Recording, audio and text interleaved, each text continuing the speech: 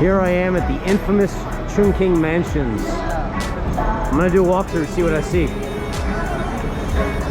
Nah, I already booked one. Thank you though, I'm just checking out this building. And this place, you can look it up. You can Google it.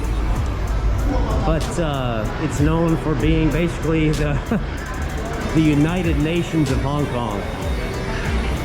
People from all over the world in here. Hey, people from everywhere in here. Very interesting.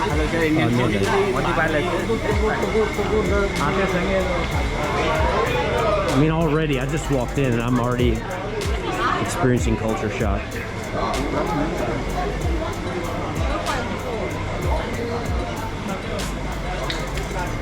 Hey.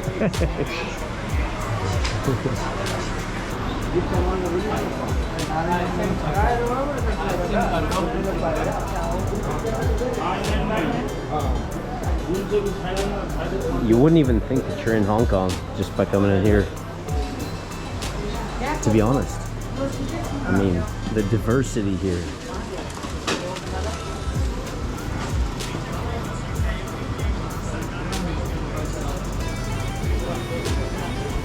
This place is well known, and to be honest, it doesn't have the best reputation, but I mean, some people would describe it as like seedy or whatever. I don't feel anything like there. To me, there's absolutely no threat here.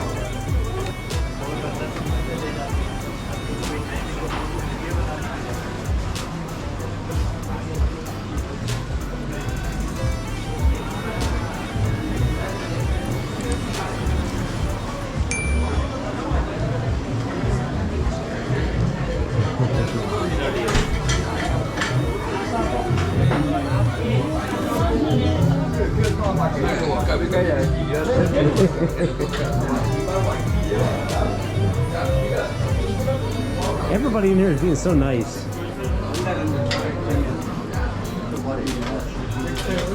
I'm having one of India's finest, a Kingfisher beer. And as a bird watcher, the Kingfisher is an amazing bird, so that makes me appreciate this beer even more. And I'm in this place, and I've been told that most of the people here are like Indian, Pakistani, from Nepal, Bangladesh, and some random African countries. So anything you've heard about this place, like being like, you know, whatever, dangerous or scary, it is absolutely not. It's a friendly place, so don't worry about it. You know, people scare way too easy. Hey, my friend, this old guy, he's got a temper, but he's a pretty good old guy.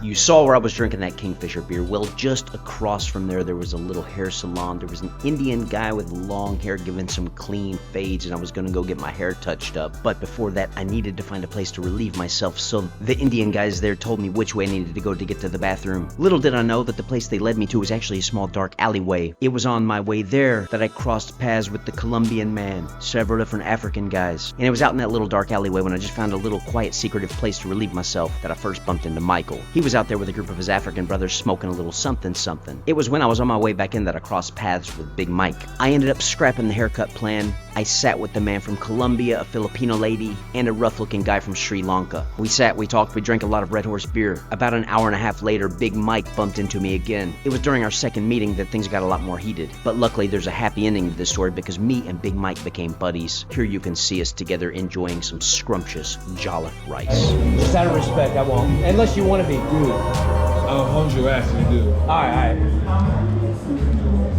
Finally, I get the chance to try Jollof rice. I've been trying to get this, and I got a place that made it fresh, recommended by some locals, and I can't wait. I'm about to dig in right now. I had a lot of plans for a lot of things I was going to do here in Hong Kong my first night. I went to that place, and while I was there, I met people from many different countries. Looks like the majority were from India, Nepal, Bangladesh, but also a lot of people from various African countries. And I stayed there until basically closing time. And I met a guy who was somewhat belligerent at first. His name was Michael. He's from Congo. And I was sitting at a table with different people. One guy was from Colombia. His family got their home from Pablo Escobar. I mean, I've met some interesting people there tonight. And this guy Michael from the Congo, he seemed kind of cool, but he was quite belligerent. And he stepped up to me.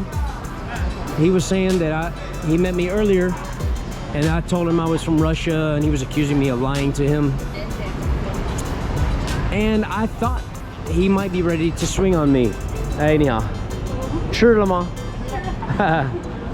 And but I stood my ground to him in a polite way, and and I told him, you know.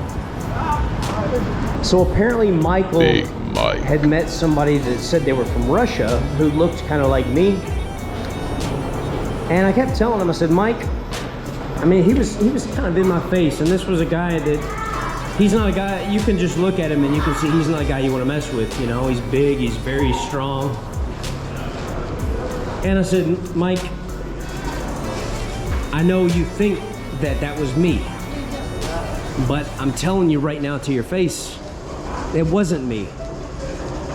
And, you know, you can believe it or not, but I'm telling you, man, I respect you. Whatever it's got to be, it's got to be. And I thought he might be ready to swing on me. But you know what happened? We talked, and we finally ended up becoming buddies. He introduced me to a bunch of his other African friends. They were from various countries, Nigeria, Ghana, and other countries too. I can't recall all because I met quite a few. And we ended up having a meal together. I finally got to try Jollof rice, which is a very famous African dish, which tasted so good. I don't know if I just got lucky or what, but this was an incredibly delicious dish called Jollof rice. And Michael and I, we just said goodbye for like 5 minutes, and he was apologizing to me, saying, man, I'm so sorry I had you wrong. I said, it's fine, you know, misunderstandings can happen, and I was honest with you. Now you know. And we became buddies.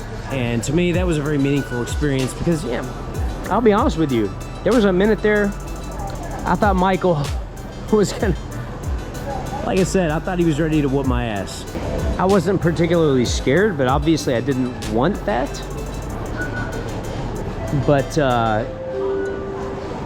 the result of it was that he ended up with a lot of respect for me for standing up to him and just not wavering, you know. And I think there's a deeper lesson to be learned there. And that lesson is simply this: don't be a coward. Stick to your guns, be honest. Even if it requires an ass whooping, you know? It's worth it. You'll have self-respect at the end of the day.